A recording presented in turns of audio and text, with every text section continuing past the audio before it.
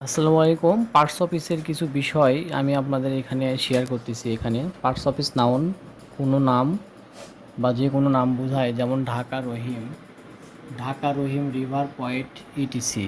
আবার প্রোনাউন সর্বনাম অথবা নামের পরিবর্তে অর্থাৎ নাউনের পরিবর্তে যা ব্যবহৃত হয়, যেমন he she they them, he she they them, their, we our etc.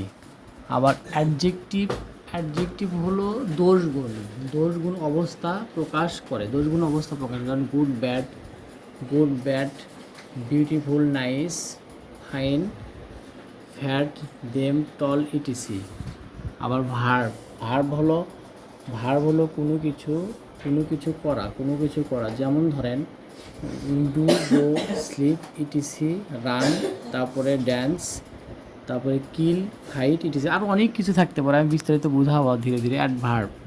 Adverb হলো 5 নম্বর। অ্যাডভার্ব হলো ক্রিয়া কীভাবে কোথায় সম্পূর্ণ হয় তা বোঝায়, যেমন will, nicely, there, will well, nicely, there, near, etc.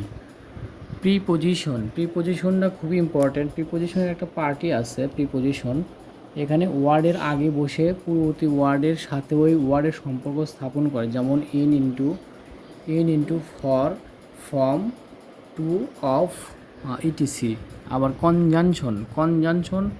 কনজের উপরে ফোটা হবে, দুইটা ভুলে গেছি। কনজাংশন দুই বা ততোধিক ওয়ার্ডকে যুক্ত করে, যেমন and, but, for, but, as, if, yet, because,